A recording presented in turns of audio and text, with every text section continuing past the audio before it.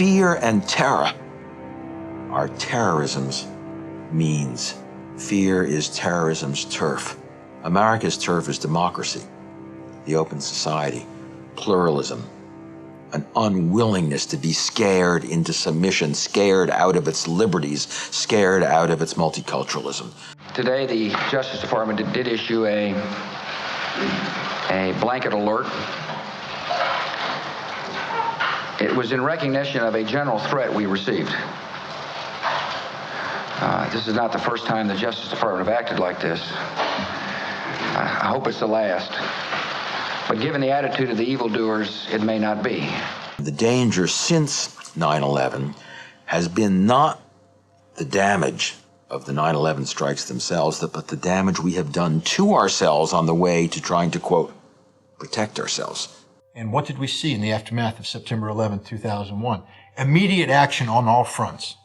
The Patriot Act was passed here in the United States without public debate, without any debate by Congress, just passed. It's a frontal assault on the Constitution. Attorney General Ashcroft moved aggressively after the attacks, expanding the executive branch's legal authority. Our assault on terror, our war on terror, allows us to justify and legitimate a whole bunch of things that I think are pretty scary and frightening. They can come into your home or my home, plant listening devices, take documents, photograph documents, tap the phone, and not tell you about it, and get away with it. Right now, as we talk, the Fourth and Sixth Amendments to the Constitution, to the Bill of Rights, are dead letters. Despite being a U.S. citizen, Jose Padilla has been held indefinitely in a naval brig in South Carolina. He's never been charged and hasn't seen a lawyer. This administration has, in effect, repealed key sections of the Bill of Rights. They've actually suspended habeas corpus in their Patriot Act. They have made indefinite detention possible. All of these things should be of the gravest concern to Americans. And yet it's being done all under this guise of fear. We have to do this because the terrorists are lurking behind every door. The more we're afraid, the more you ask us to give. Patriot Act 2, enhancements to the Patriot Act.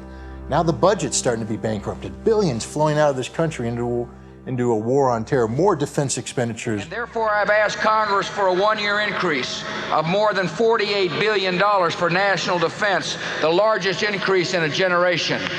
Perpetual war, the loss of civil liberties, the lack of trust in government because they don't tell the truth. These are outrageous and unpleasant political developments, but they don't necessarily spell the end of the United States. Financial bankruptcy does. To maintain the Bush administration's war doctrine, massive increases in military spending have been required. The United States now spends more than $400 billion annually on the military, 7 times as much as the next biggest spender, and nearly equal to what the rest of the world spends combined.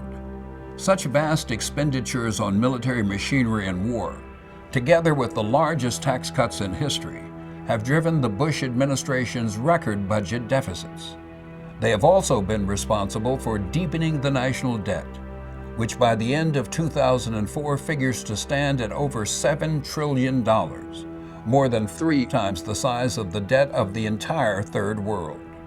Foreign countries hold the notes on about 1/3 of this unprecedented U.S. debt. That money must be paid back. And that means somewhere down the road, Americans will pay taxes and get nothing. Debt is reaching forward to future generations, taking their wealth, bringing it onto current account and spending it. It's like if I mortgaged my home and used the money for crack or something, just some expenditure. Eventually, you're going to lose your home. The image and the rhetoric is tough America going it alone. The reality is in hoc, in debt America begging others for money.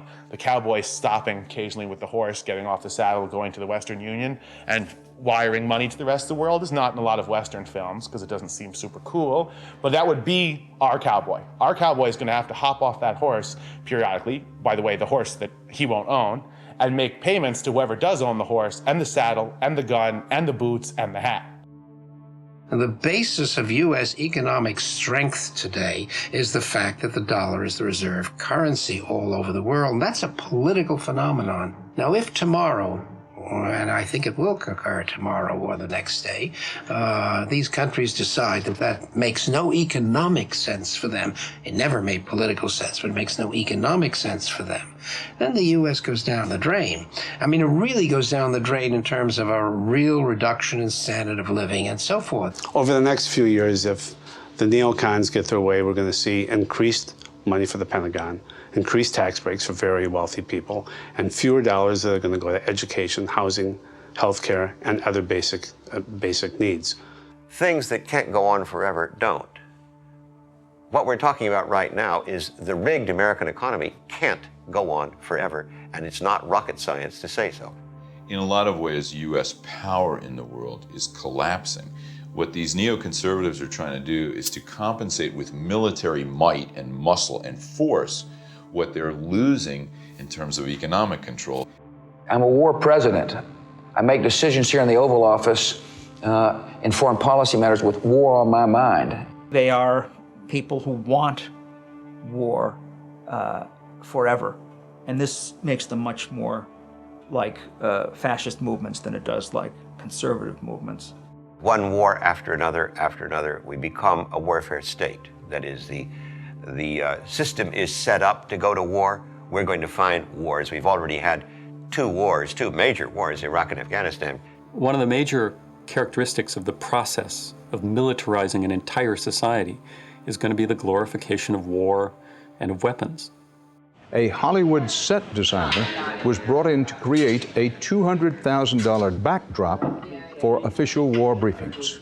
In USA Today and in the major network coverage and so forth, you have this very elaborate computer-generated graphic sort of coverage of the different U.S. Air Force and Army planes and gunships and helicopters and very snazzy weapons of all descriptions. Well, it's quite amazing. I've fallen almost in love with the F-18 Super Hornet because it's quite a versatile plane.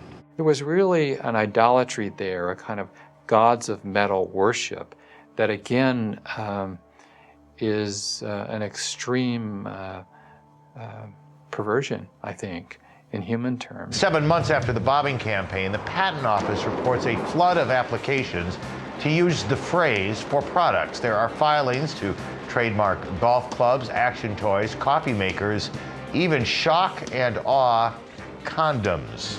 And it's not enough for us to be told to accept this war. We're really encouraged to gain some kind of vicarious pleasure from it.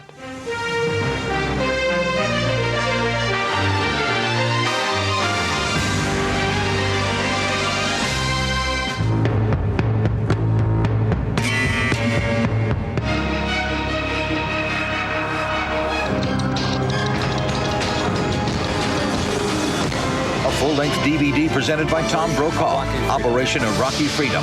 Log on to shopnbc.com and get it today.